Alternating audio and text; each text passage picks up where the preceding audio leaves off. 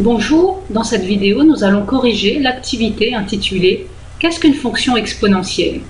Alors cette activité est composée de deux parties.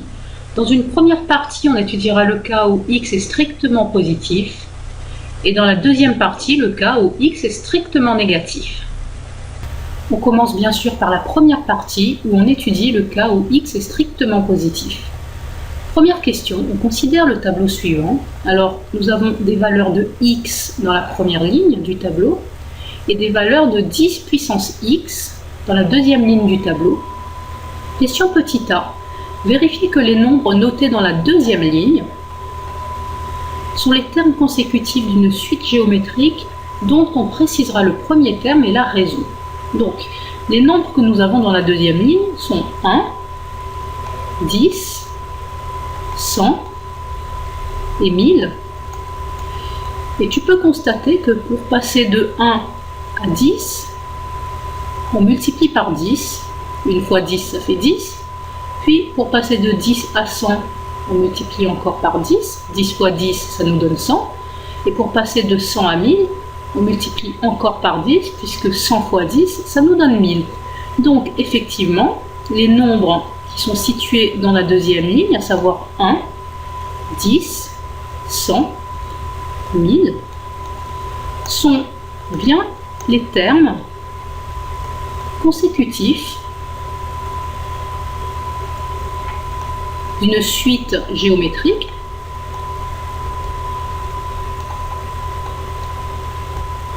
dont on peut préciser les paramètres de premier terme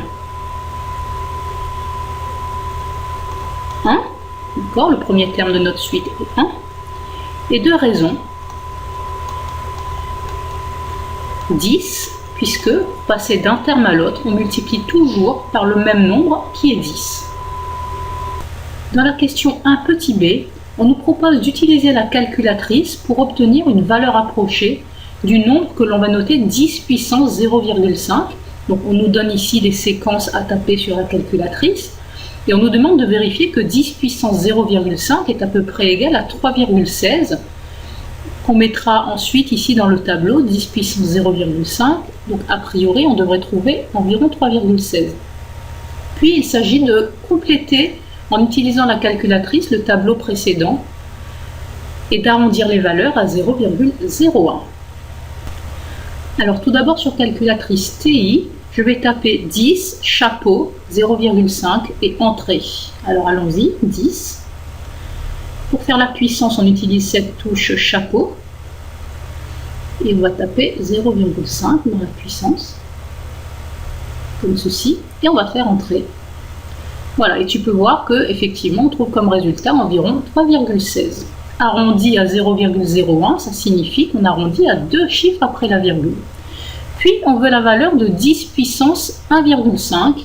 Donc, de la même manière, je vais taper 10, le petit chapeau pour la puissance, et 1,5, entrée. Voilà, et arrondi à deux chiffres après la virgule, on trouvera environ 31,62. Puis, pour 10 puissance 2,5, on va taper 10, le petit chapeau 2,5, entrée. Et arrondi encore à deux chiffres après la virgule, cela nous donne environ 316,23.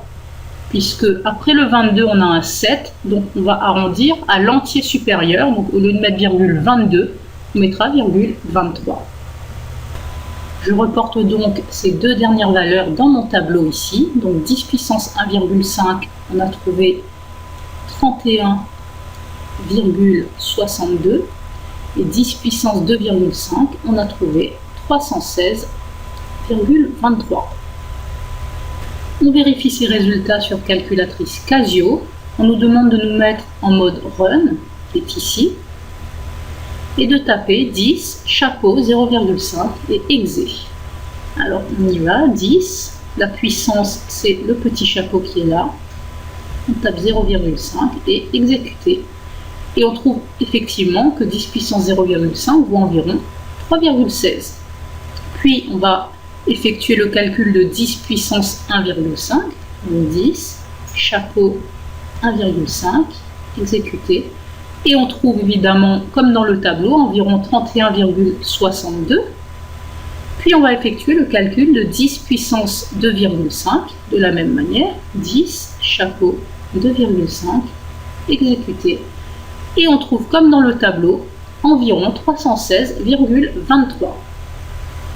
Dans la question 1 petit c, on nous demande de vérifier à l'aide de la calculatrice que les nombres de la deuxième ligne ici sont les termes consécutifs d'une suite géométrique de premier terme 1, donc ça c'est clair, et de raison racine de 10. Donc que doit-on montrer? Eh bien, on doit montrer que pour passer d'un terme au suivant, eh bien, on multiplie toujours par racine de 10.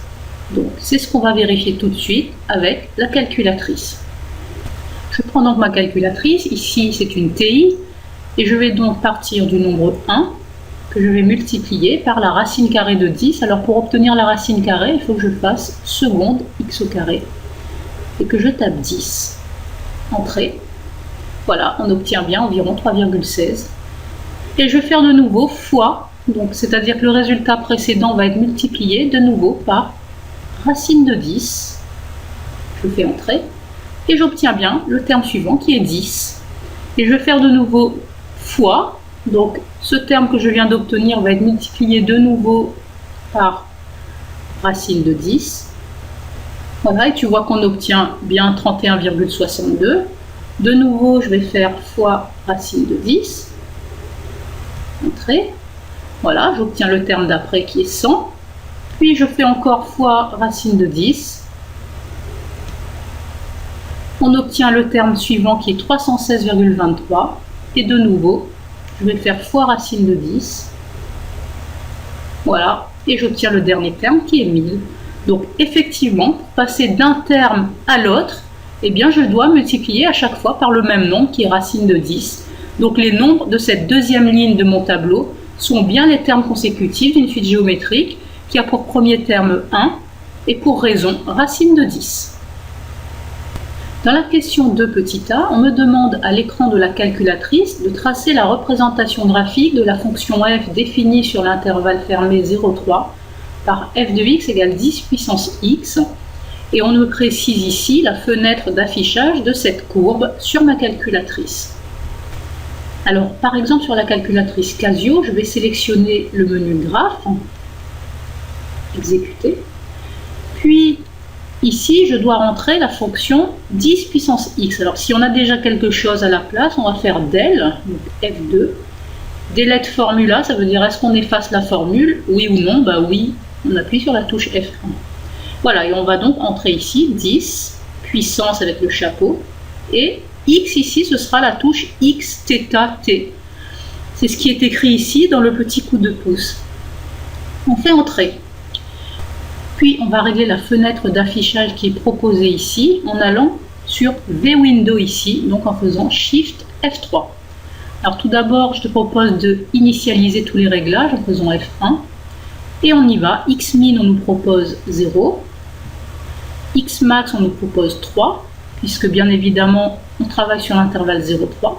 Et le pas, le scale, on le met à 0,5. Dot, on n'y touche pas.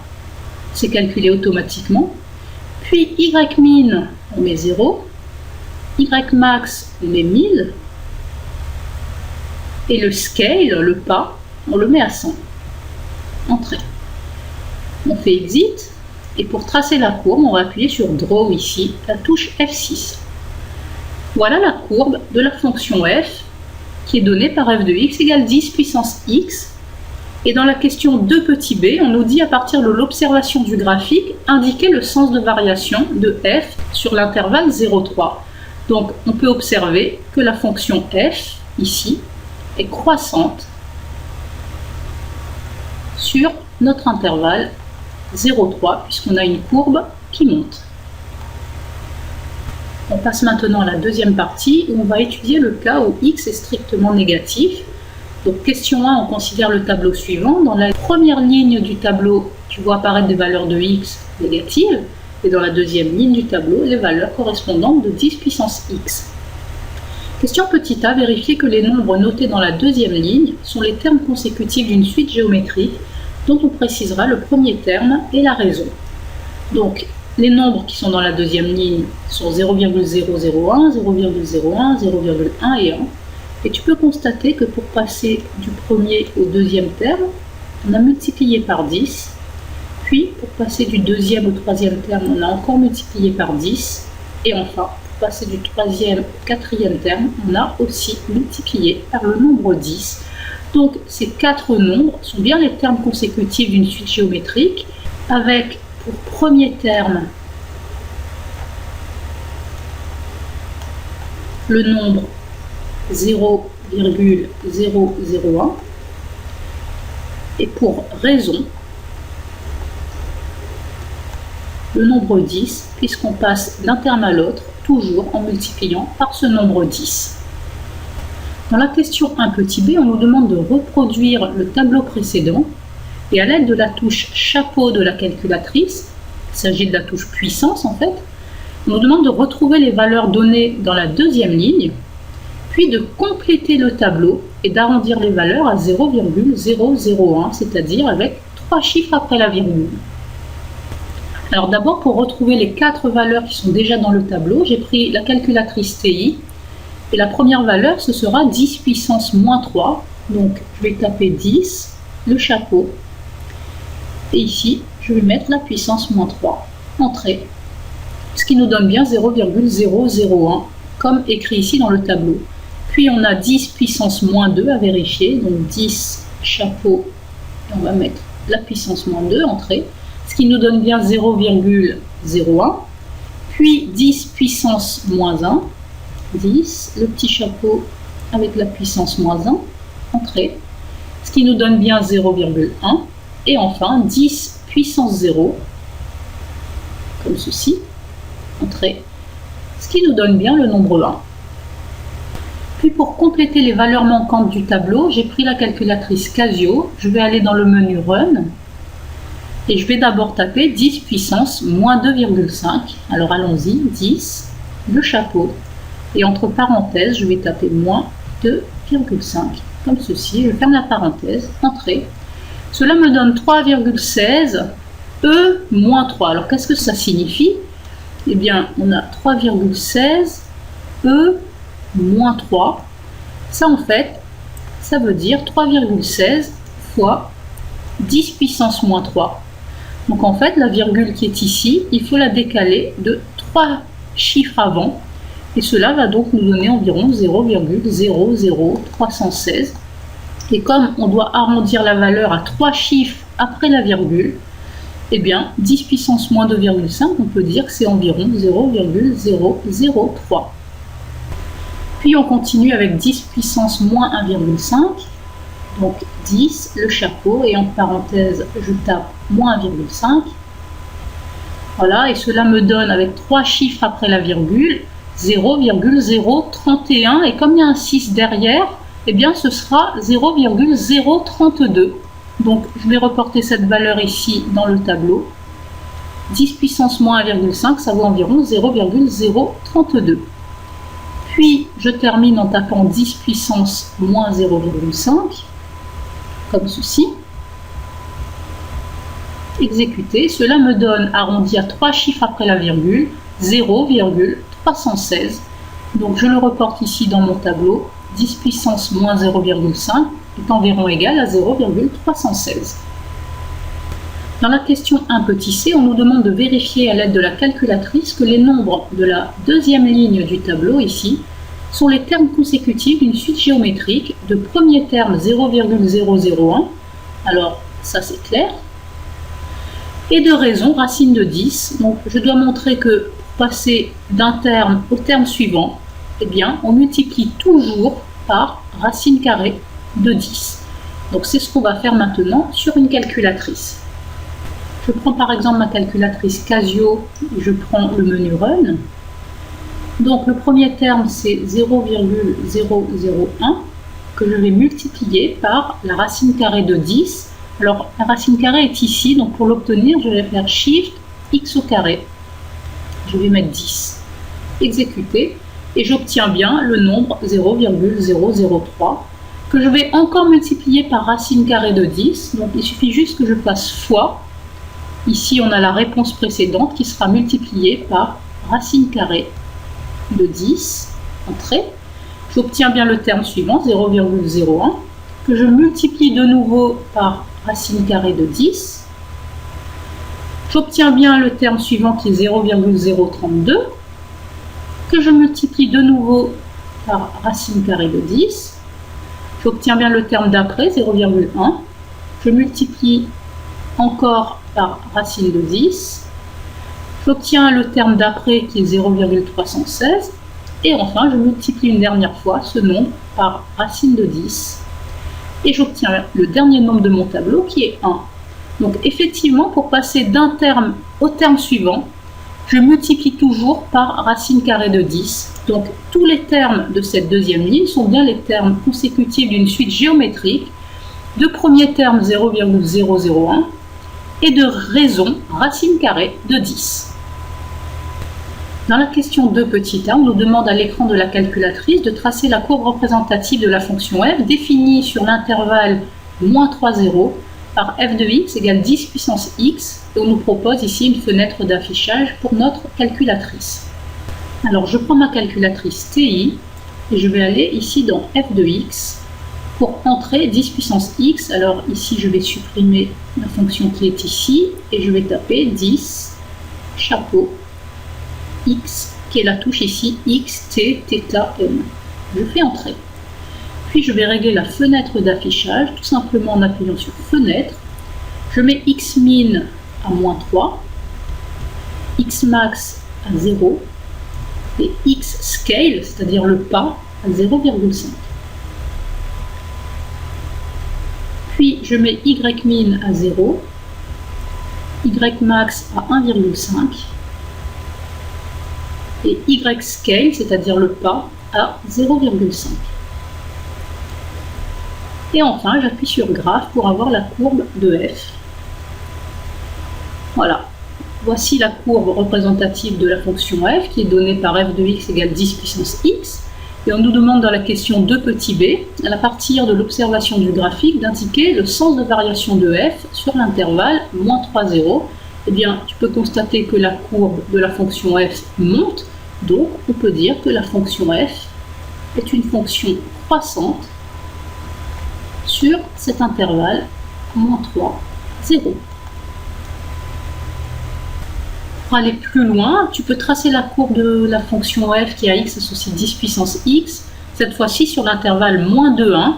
Donc, tu as tout simplement à régler la fenêtre d'affichage sur ta calculatrice, que ce soit TI ou Casio. Voici la courbe que j'obtiens sur la calculatrice TI et voici la courbe que j'obtiens sur la calculatrice Casio. On nous demande d'indiquer le sens de variation de f, et bien tu vois bien que la fonction f est croissante sur l'intervalle moins 2, 1. Alors pour terminer, que faut-il retenir de cette longue vidéo sur la fonction exponentielle qui a x associe q puissance x? Eh bien tout d'abord la définition, on prend q un nombre strictement positif différent de 1. À ce moment-là, la fonction f, qui est définie pour tout nombre réel x par f de x égale q puissance x, est appelée fonction exponentielle. Par exemple, nous, dans cette vidéo, on avait étudié le cas de la fonction qui à x associe 10 puissance x. Donc on avait ici q qui valait 10.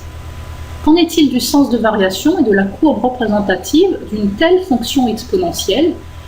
Eh bien, si q est strictement supérieur à 1, comme c'était le cas dans cette vidéo puisqu'on avait q égale 10, eh bien, on a vu que la fonction f qui à x associe q puissance x était une fonction croissante.